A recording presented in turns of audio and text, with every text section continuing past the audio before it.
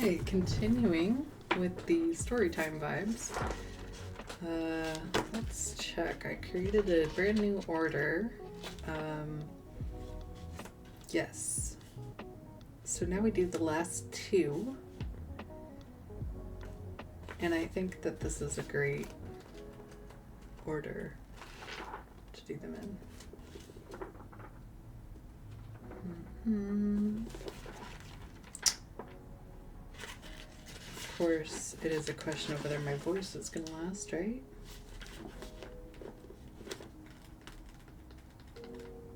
It'll last. We'll make it last.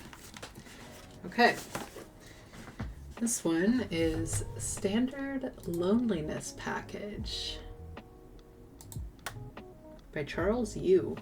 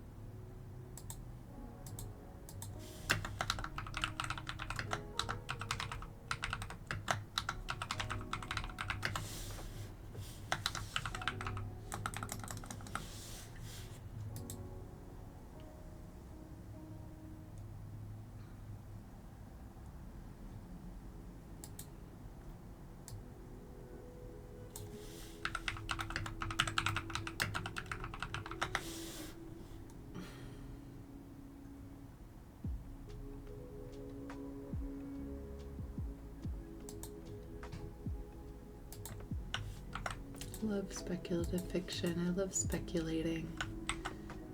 So good.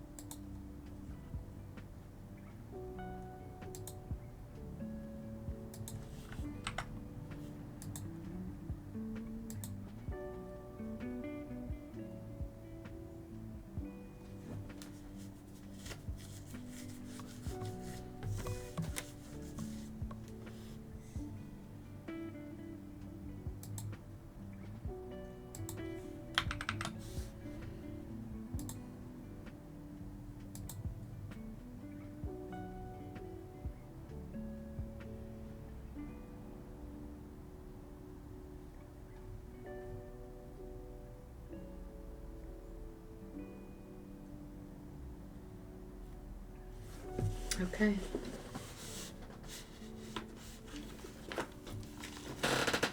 This is, as I said, Standard Loneliness Package by Charles Yu.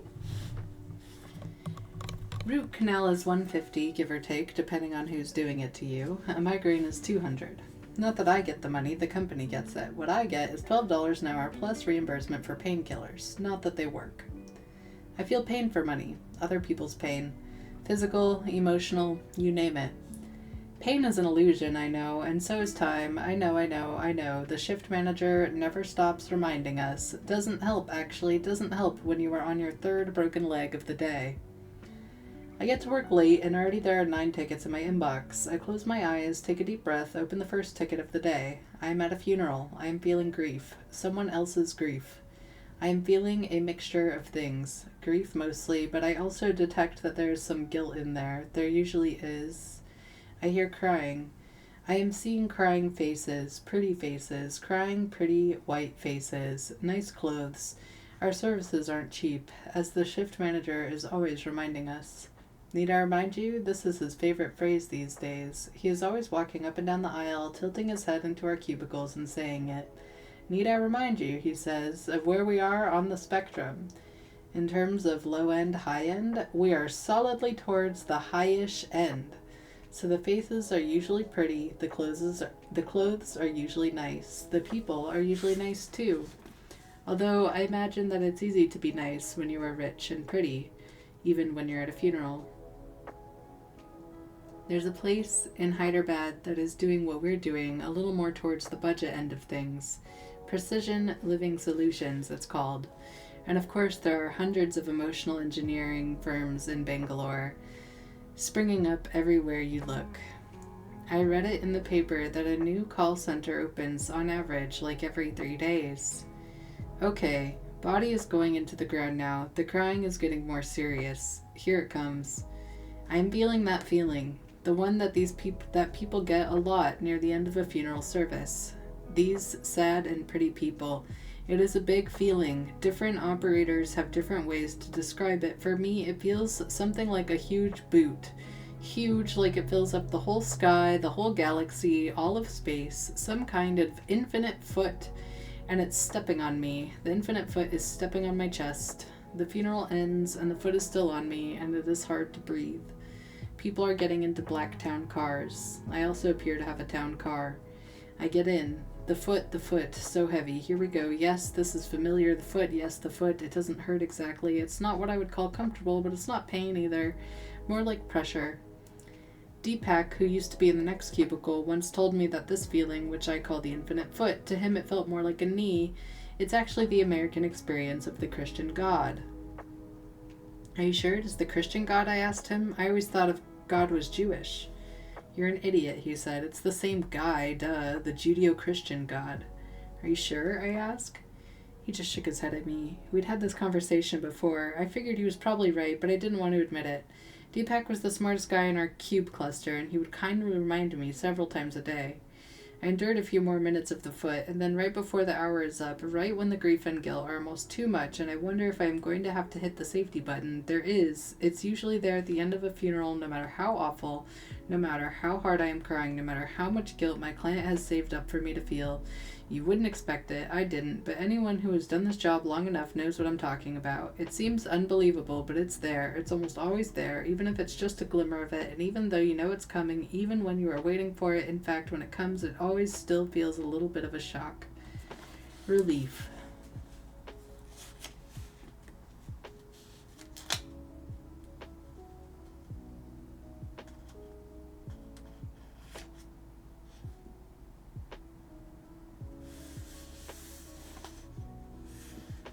Death of a cousin is $500.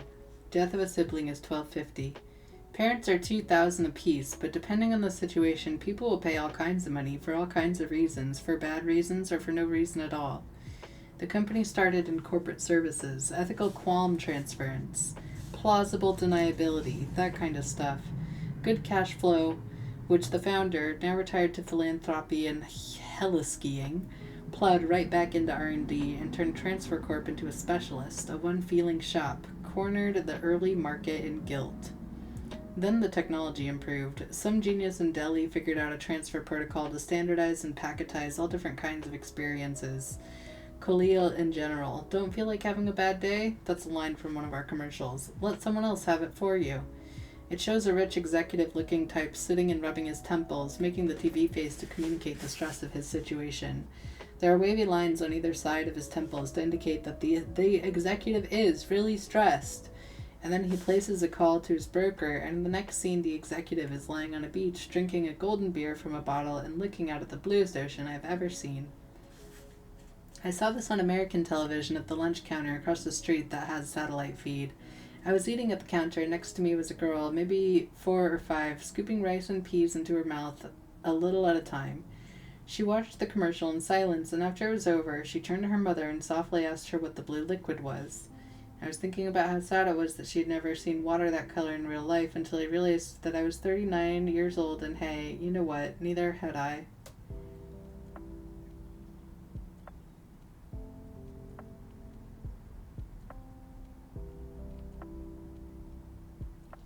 That someone else that they're talking about in the commercial is me. Me and the other 600 terminal operators in Building D, Cubicle Block 4. Don't feel like having a bad day? Let me have it for you. It's okay for me. A good job. I didn't do that well in school after all. It was tougher for Deep. He did 3 semesters at technical college. He was always saying he deserved better. Better than this, anyway. I would nod and agree with him, but I never told him what I wanted to tell him, which was, hey, Deepak, when you say that you deserve better, even if I agree with you, you are kind of also implying that I don't deserve better, which maybe I don't. Maybe this is about where I belong in the grand scheme of things, in terms of high-end, low-end for me as a person, but I wish you wouldn't say it, because whenever you do, it makes me feel a sharp bit of sadness, and then, for the rest of the day, a kind of low-grade crumminess. Deep and I used to go to lunch, and he would always try to explain to me how it works. Okay, so the clients, he would say, they call into their account reps, and they book the time. He liked to start sentences with, okay, so. It was a habit he had picked up from the engineers. He thought it made him sound smarter, thought it made him sound like them, those code geeks, standing by the coffee machine, talking faster than he could think, every word a term of art, every sentence packed with logic, or small insight, or a joke. He liked to stand near them, pretending to stir sugar into his coffee, listening in on them as if they were speaking a different language. A language of knowing something, a language of being an expert at something, a language of being something more than an hourly unit. Okay, so, he said, they book the time, and then at the appointed hour, a switch in their implant chip kicks on and starts transferring their consciousness over. Perception, sensory data, all of it.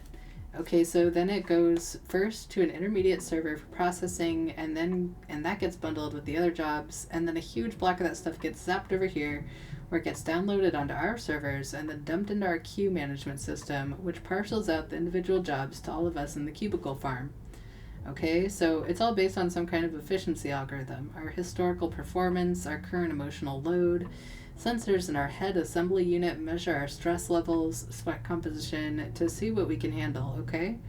He would say okay when he was done, like a professor. He wanted so badly to be an expert at something. I always appreciated Deepak trying to help me understand, but it's just a job, I would say. I never really understood why Deep thought of so much of those programmers either. In the end, we're all brains for hire. All I know is they seem to have gotten it down to a science, how much a human being can take in a given 12-hour shift. Grief, embarrassment, humiliation, all different, of course, so they calibrate our schedules, mix it up, the timing and the order, and the end result is you leave work every day right about at your exact breaking point.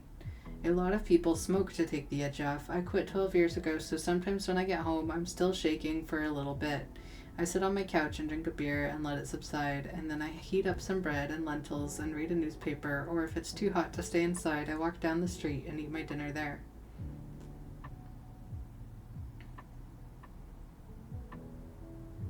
When I get to work the next morning, there's a woman sitting in the cubicle across from mine. She's young, at least a couple of years younger than me, looks right out of school. She has the new employee setup kit laid out in front of her and is reading the trainee handbook. I think about saying hi, but who am I kidding? I'm still me, so instead I just say nothing. My first ticket of the day is a deathbed. Deathbeds are not so common. They are hard to schedule. We require at least 24 hours advance booking, and usually clients don't know far enough in advance when their ailing beloved one is going to go, so we don't see these too often. But this isn't a regular deathbed, it's pull the plug. They are pulling the plug on Grandpa this morning. I open a ticket. I am holding Grandpa's hand. I cry. He squeezes my hand, one last burst of strength. It hurts. Then his hand goes limp and his arms fall away. I cry, and also I really cry. Meaning not just as my client, but I start crying too. Sometimes this happens. I don't know why exactly. Maybe because he was somebody's grandpa and he looks like a nice one, just a nice man. Maybe something about the way his arm fell against the guardrail on the hospital bed, or maybe because I could sort of tell when Grandpa was looking at his grandson for the last time, looking into his eyes, looking around in there, trying to find him. He didn't find him. He found me instead, and he knew what had happened, and he didn't even look mad, just hurt. I'm at a funeral. I'm in a dentist chair. I'm in a queen-size motel bed feeling guilty. I'm quitting my job. This is a popular one. Clients like to avoid the awkwardness of quitting their job, so they set an appointment and walk into their boss's office and tell them where they can stick this effing job, and right before their boss starts to reply, the switch kicks in and I get yelled at. My teeth throb, my kidneys seethe, my lungs burn, my heart aches on a bridge, my heart aches on a bridge, my heart aches on a cruise ship, my heart aches on an airplane taking off in flight. Some people think it's not so great that we can do this. Personally, I don't really see the problem. Press 1 to clear your conscience, press 2 for fear of death.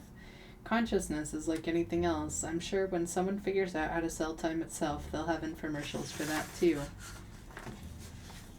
It's called a timeshare, baby.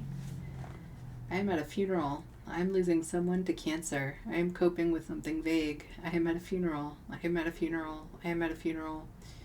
14 tickets today in 12 hours, 4 half hours, and 10 full. On my way out, I can hear someone wailing and gnashing his teeth in his cubicle. He is near the edge.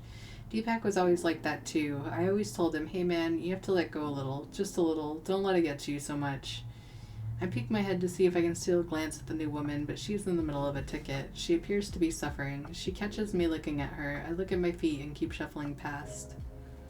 It used to be that the job wasn't all pain and suffering. Rich American man outsources the nasty bits of his life. He is required to book by the hour, the day, or some other time unit, but in an hour or 2 or 24 hours of unpleasantness, there are always going to be some parts that are just not so bad.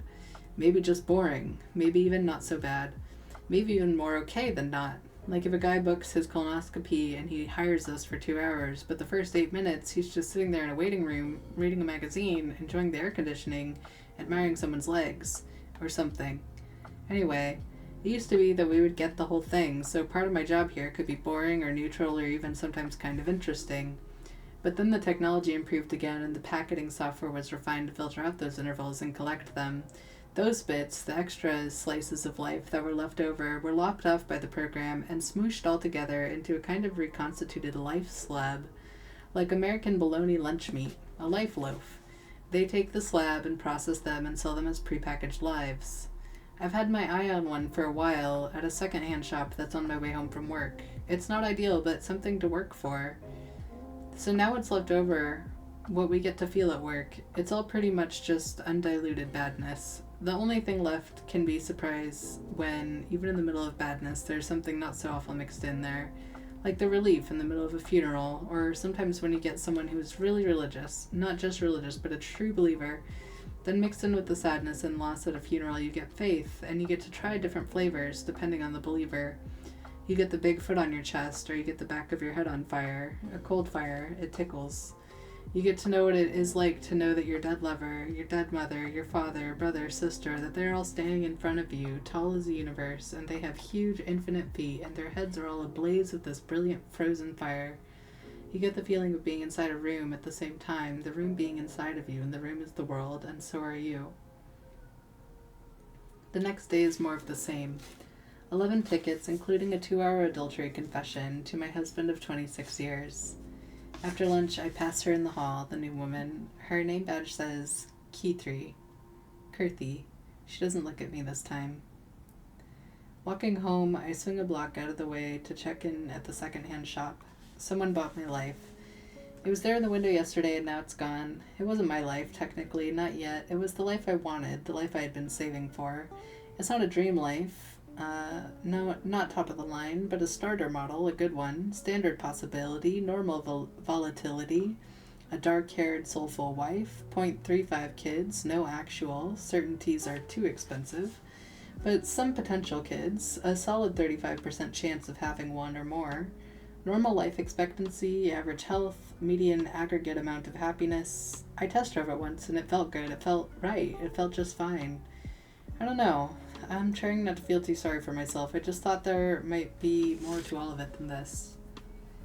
Still, I've got it better than some people. I mean, I'm renting my life out one day at a time, but I haven't sold it yet.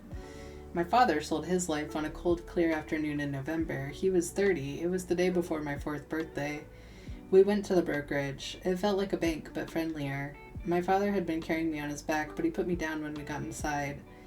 There was dark wood everywhere, and also bright flowers and classical music. We were shown to a desk, and a woman in an immaculate pantsuit asked if we would like anything to drink. My father didn't say anything, just looked off at the far wall. I remember my mother asked for a cup of tea for my father. I don't want to sell my life. I'm not ready to do that yet, so I sell it bit by bit. Scrape by, sell it by the hour, pain, grief, terror, worse, or just mild discomfort, social anxiety, boredom. I ask around about Kurthi. People are talking. The guys are talking, especially the married guys. They do the most talking. I pass her in the hall again, and again she doesn't look at me. No surprise there. Women never look at me. I'm not handsome or tall, but I am nice. I think it is actually that which causes the not looking at me. The niceness, I mean, not the lack of handsomeness or tallness. They can see the niceness, and it is the kind of niceness that, in a man, you instinctively ignore. What good is a nice man? No good to women, no good to other men. She doesn't look at me, but I feel, or maybe I wish or I imagine, that something in the way she does not look at me is not quite the same. She is not looking at me in a way that feels like she is consciously not looking at me. And from the way she is not looking at me, I can tell she knows I'm trying to not look at her. We are both not looking at each other, and for some reason, the first time in a long while, I have hope. I don't know why, but I do. I am at a funeral. I'm flipped to green. You can be flipped to green or flipped to red. You can be there, or you can just feel the feeling. This is the one improvement they have made that actually benefited us workers. There's a toggle switch on the headset. Flip it to green and you get the rendering of the client's visual field. You can see what he sees. Flip it to red and you still feel all of the feelings, but you see where you are. You can do whatever you want so long as you don't leave your cubicle. You can just stare at the cube divider wall or play computer solitaire or even chat with neighbors, although that is strongly discouraged. I was hesitant at first, but more and more these days I'm usually flipped to red, except for funerals. Funerals, I like to be there, just out of some sort of respect thing. This morning's first ticket is your standard affair. 60th rich guy, heart attack in the home office, millions in the bank, 5 kids from 3 marriages, they all hate him. The client is one of those kids, trust fund baby, paid extra for amnesia after the event. No feeling, no pre-feeling, no hangover, no residue, no chance of actually having any part of it, long enough to ensure that he will be halfway in the bag before any of the day's events start nibbling at the corners of his awareness. I see the fresh, open plot. A little rain falls on the funeral procession as they get out of their cars, but there's a break in the clouds that it's raining and the sun is shining at the same time. As usual, everyone is well dressed. A lot of the rich look mildly betrayed in the face of death, as if they are a little bit surprised that good style and enough money weren't quite enough to protect them from the unpleasantness of it all. I'm standing next to what I am guessing is widow number 2, widow number 2, late 30s, probably, with beautiful sand-colored hair. We make eye contact, and she is staring at me, and I'm trying not to stare at her, and then we both realize the same thing at the same time. Raj, I say under my breath. She smiles. Rajiv is on night shift now, but back in the day, we had beers once in a while. That's great. The pastor talks about a full life lived, and the limits of earthly rewards, and everyone nods affirmatively, and then there's music as the body goes into the ground. I've heard it at a lot of funerals. Mozart, I think, but I'm not sure. Death of an aunt is 700. Death of an uncle is 6. Bad day in the market is 1,000. Kids recital is a 125 an hour. Church is 150. The only category that we will not quote a price on is death of a child. Death of a child is separately negotiated. Hardly anyone can afford it, and not all operators can handle it. We have to be specially trained to be eligible for those tickets. People go on sick leave, disability. Most people just physically cannot do it. There has been one booked the whole time I've been here, so most of us aren't even sure what is true and what isn't. The rumor is that if you do one, you are allowed to take the rest of the month off. Deep was always tempted. It's not worth it, I would tell him. Okay, so maybe not for you, Deep said. Okay, so mind your own business, he would say. The first time I talk to Kirthi is by the water fountain. I tell her we are neighbors, cubicle-wise. She says she knows. I feel a bit stupid. The second time we talk, we are also by the water fountain, and I try to make a joke, one of those we have to stop meeting like this things. I probably saw it on TV, and it just came out. Stupid. She doesn't laugh, but she doesn't frown either. The third time we talk, I kiss her. By the microwave in the snack room. I don't know what got into me. I am not an aggressive person. I am not a physically strong person. I weigh 155 pounds. She doesn't laugh. She actually makes a face like disgust, but she doesn't push me away either. Not right away. She accepts the kiss, doesn't kiss back, but after a couple of seconds, breaks it off and leans back and turns her head and says, under her breath, "You shouldn't have done that." And she doesn't say it in a nice way or like a threat, just real even, like she is stating a fact. Still, I am happy. I've got 3 more tickets in the bucket before lunch, and then probably 8 or 9 before I go home, but the whole rest of the day I'm having an out-of-body experience. Even when I am in someone else's body, I'm still out of my body. I am double out of my body. I weep and I wail, I gnash my teeth, and underneath it all, I am smiling, I am giggling, I am at a funeral, my client's heart aches, and inside of it is my heart, not aching, the opposite of aching, doing that, whatever it is.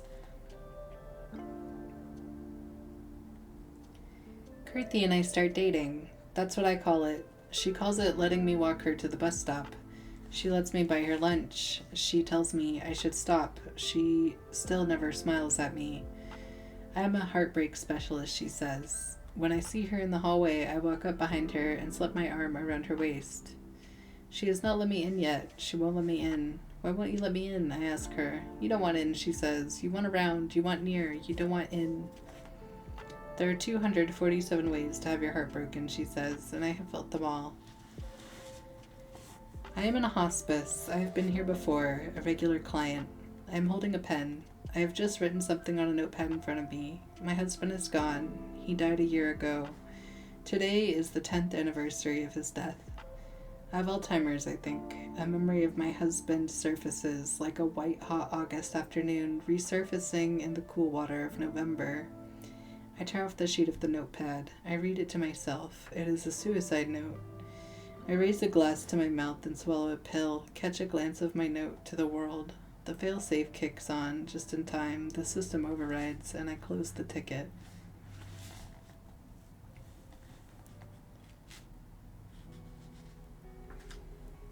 It's her father. That's what Sunil tells me one day over a beer. Kirthi hasn't been to work for the past 2 days. Sunil is in tech support. He has seen all of the glitches. He knows what can go wrong in the mechanics of feeling transfers. He has seen some ugliness. He is fond of saying that there is no upper bound on weirdness. Her father is still mortgaged, Sunli explains. Locked in, a pea zombie, he says, sold his life. This is going to end badly, man. You have to trust me on this. Kirthi is damaged and she knows it. Sunil means well, but what he doesn't know is that I am fine with damaged. I want damaged. I've looked down the road I'm on, and I see what's coming. A lot of nothing, no great loves lost, and yet I feel like I lost something. Better to have loved and lost than never to have loved at all. How about this? I lost without the love. I've lost things I've never even had. A whole life. Just like my father, I get to have my cake and eat it too, except that it's a great big crap cake. Still, as the weeks go on, I am starting to think Sunil is right. Kirthi won't let me in, I tell him. She tells me to get away from her, to run. She's doing you a favor, man. Take her advice.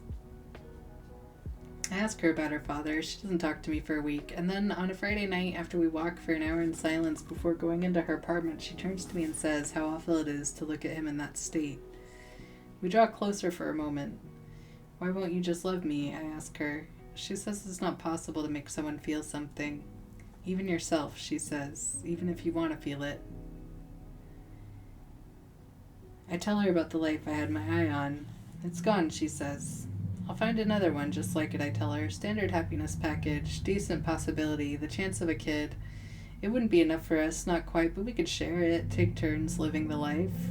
One works while the other one lives. Maybe I work the weekdays and she gives me a break on the weekends. She looks at me. For a long few seconds, she seems to be thinking about it, living the whole life out in her head. She doesn't say anything. She touches the side of my head. It's a start. When Deep was happy, before it got bad and then worse and then even worse, he was always talking about how he knew a guy who knew a guy who knew a guy, stuff like that. He talked like that. He really did. He loved telling stories. About a week before he cracked up, he told me a story while we were in the coffee room about a guy at Managed Life Solutions, a physical suffering shop across town, who somehow made arrangements with a prominent banker who wanted to kill his wife. The banker was going to do it. He made up his mind, but he didn't want the guilt. Plus, he thought it might help with his alibi if he didn't have any memory. Bullshit, I said. That would never work. No, really, he said. He tells me about it. How they met, how they arranged it all while talking public at work, in fact. But they talked about it in code, etc. Could never happen, I say. There are 20 reasons why that wouldn't happen. Why not, he said. It's just too much, I said. Too much what? There is no upper bound on cruelty, he said. The next Monday I come to work and they were pulling Deep out the door. 2 paramedics, each one with an arm under Deep's arm, and 2 security guards trailing behind. I wanted to say something, anything to make them stop. I knew I'd never see him again. But I froze, and they dragged him past me. I tried to make eye contact, but I looked in there and no one was left. He had gone somewhere else. He was saying, okay, so. And the next day there it was in the newspaper, the whole story about the banker, exactly how Deepak told it to me. There were rumors that he was the one the banker had hired. He was living with murderous guilt. Other people gossiped that he had done the death of a child. I don't think it was either. I don't think it was any one thing that did Deep in. He just knew. He knew what was out there. There's no upper bound on sadness. There's no lower bound on decency. Deep saw it. He understood it, what was out there. He let it seep in, and once it was in, it got all the way in, and it'll never come out. I open tickets. I do the work. I save up money. Weeks go by. Kirthi opens up just a little. She still refuses to look me in the eye when we're kissing. That's weird, she says. No one does that. How am I supposed to know that? I have not kissed many people, but I don't want her to know that. I've seen in American movies that people close their eyes, but I've also seen sometimes one person or the other will sneak open an eye and take a peek at the other one. I think it makes sense. Otherwise, how would you know what the other person is feeling? That seems to me to be the only way to be sure, the only way to understand, through the look on their face, what they're feeling, to be able to feel what they feel for you. So we kiss, she with her eyes closed, me looking at her, trying to imagine what she is feeling. I hope she is feeling something. I am at a funeral. I am having a bypass. I am in a drug rehabilitation. I am in withdrawal. She takes me to see her father. He has the look. I remember this look. This is how my father looked. He is living someone else's life. He is a projection on a screen, a vessel, a unit of capacity for pain, like an external hard drive, a peripheral device for someone's convenience, a place to store frustration and guilt and unhappiness. We stand there in silence. We go back to work. I am at a funeral. I am at a root canal. The thing is, it's uncomfortable to talk about is, we could do it. We could get him out. Finally, she can't take it. He's only 4 years left on his mortgage, Kirthi tells me. The thing is, the way the market works, sellers like us never get full value on our time. It's like a pawn shop. You hawk your pocket watch to put dinner on the table, you might get $50. Go to get it back after payday, and you have to pay 4 times that just to get it back. Same principle here. I love Kirthi, I do, but I don't know if I could give 16 years of my life to get her father out. I could do it if I knew she loved me, but I don't know it yet. I want to be a better man than this. I want to be more selfless. My life isn't so great as it is, but I just don't know if I could do it. I'm in surgery. I'm bleeding to death. It doesn't hurt at all. Things progress. We move in together. We avoid planning for the future. We hint at it. We talk about it. I'm being shot at. I'm being slapped in the face. I go home. I rest. I come back and I do it again. When I turned 13, my mother told me the story. She sat me down in the kitchen and explained, "The day your father sold his life," she said, "I wore my best dress and he wore a suit. He combed his hair. He looked handsome and calm. You wore your only pair of long pants. We walked to the bank. You rode on his back." "I remember that," I said. A man with excellent hair came out from some office in the back and sat down behind the desk. "I remember that too," I told her. We got $40,000 a year," she said. My dad sold his life for a fixed annuity, indexed to inflation at 3% annually, and a 70% pension if he made it full term. 40 years, age 70, and he could stop. He could come back to us, to his life. There were posters everywhere, my mother said, describing that day, the reunion day, the day when you've made it, you're done. You've done it. There was a video screen showing a short film describing the benefits of mortgage, the glorious day of reunion. We would all drink lemonade in the hot summer air. Just 40 years, it said. In the meantime, your family will be taken care of. You'll have peace of mind. Time is money, the video said, and money is time. Create value out of the most valuable asset you own. Don't miss out on a chance of a lifetime. When we went home, I remember my father went to lie down. He slept for 12 hours, twice as long as normal, and in the morning, while I was still asleep, he went and sold his life.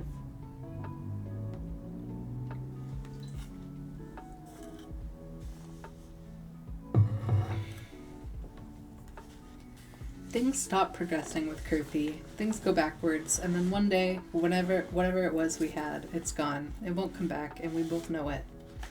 Whatever it is she let me have, she has taken it away. Whatever it is, when two people agree to briefly occupy the same space, agree to allow their lives to overlap in some small area, some temporary reunion or region of the world, a region they create through love or convenience, or for us, something even more meager, whatever that was, it has collapsed, it has closed. She has closed herself to me.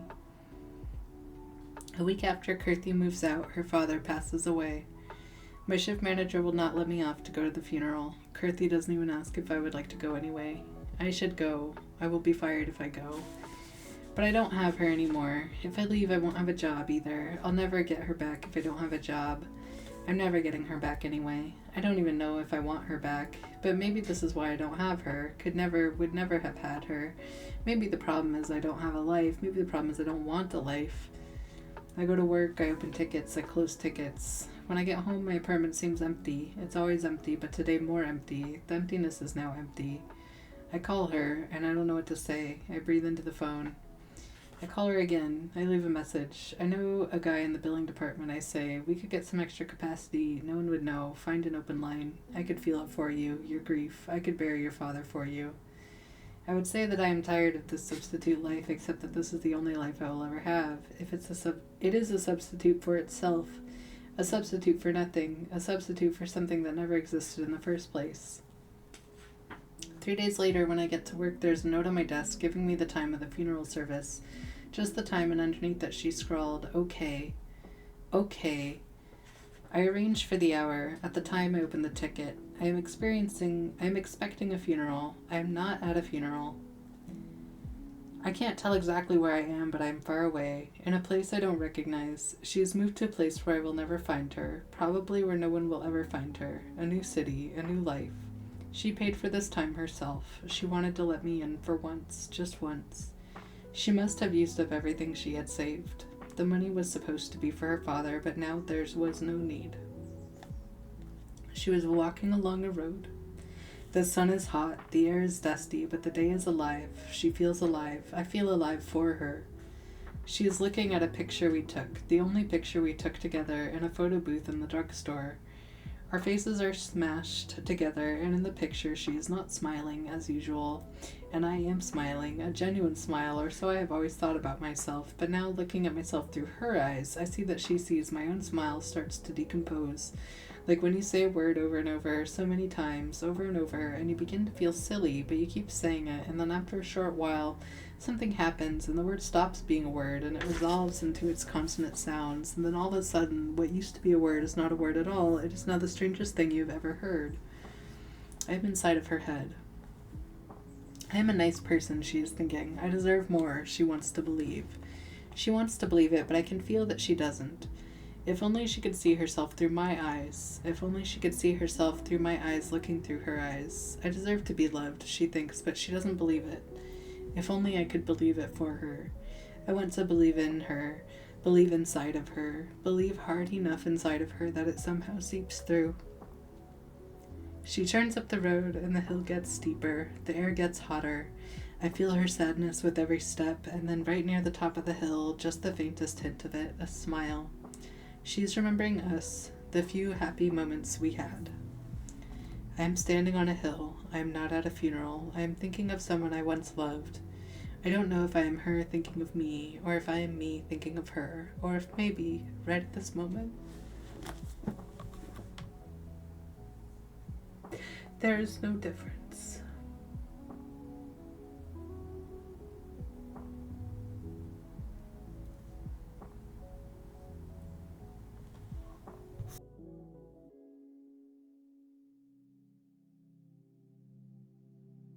Goddamn, Charles, you. Okay. Well, that was the standard loneliness package, and they fucking got me, okay?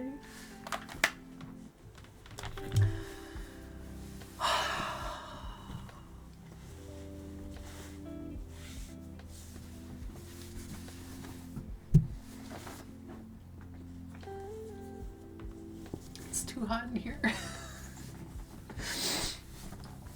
Oh.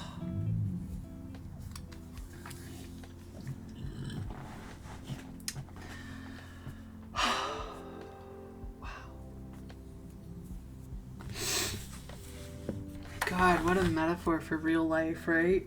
This was 2016, so this was like, 2011, so this was like 2 decades ago. It was meant to be like dystopian, just horror, right?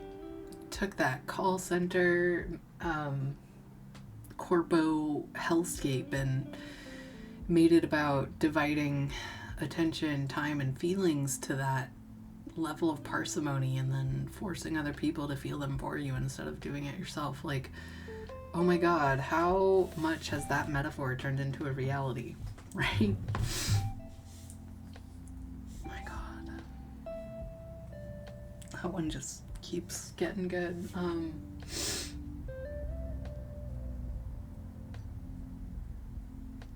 Yeah, I think we have one more. Before this storytelling arc ends, at least out of these, out of this book.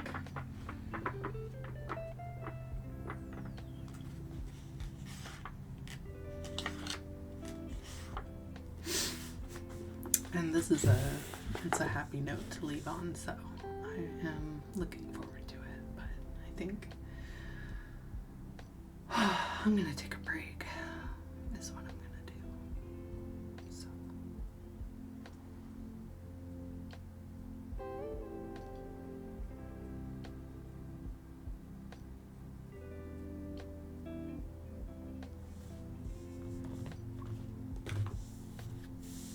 But yes, we'll be reading Berating the Ghosts next.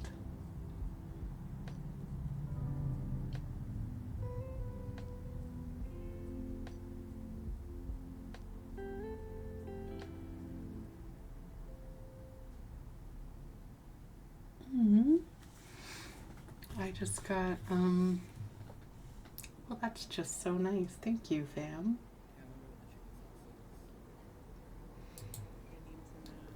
Oh, nothing. Just one of the 28 Mastodon servers I applied for just sent me an acceptance email.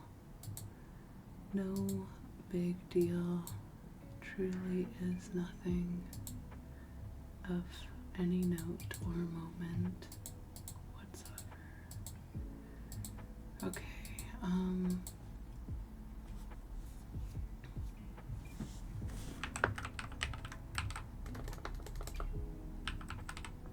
yeah, I feel fucking wrecked after that last one.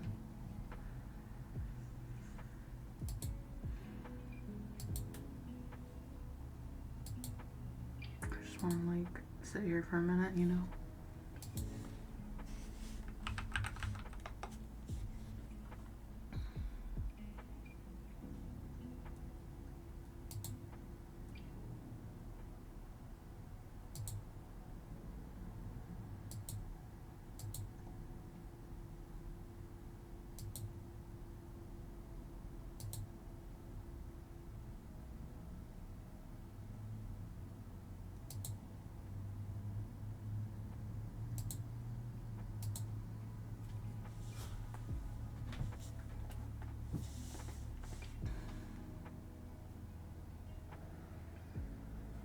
Makes me want to call my mom, and hug her or something.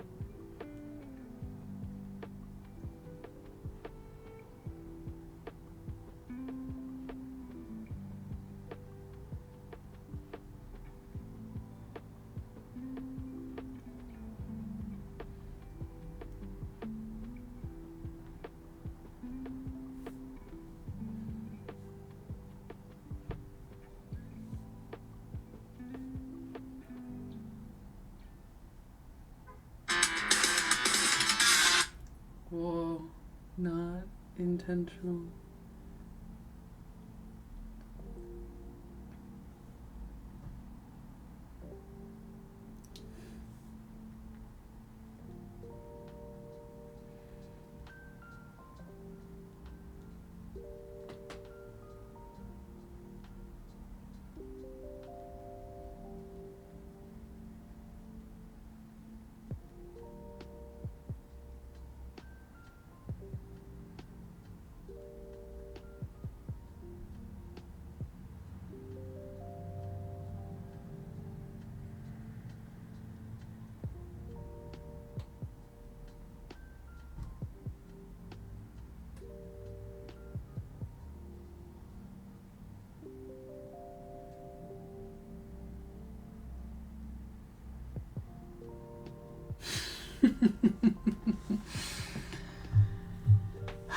I have good friends.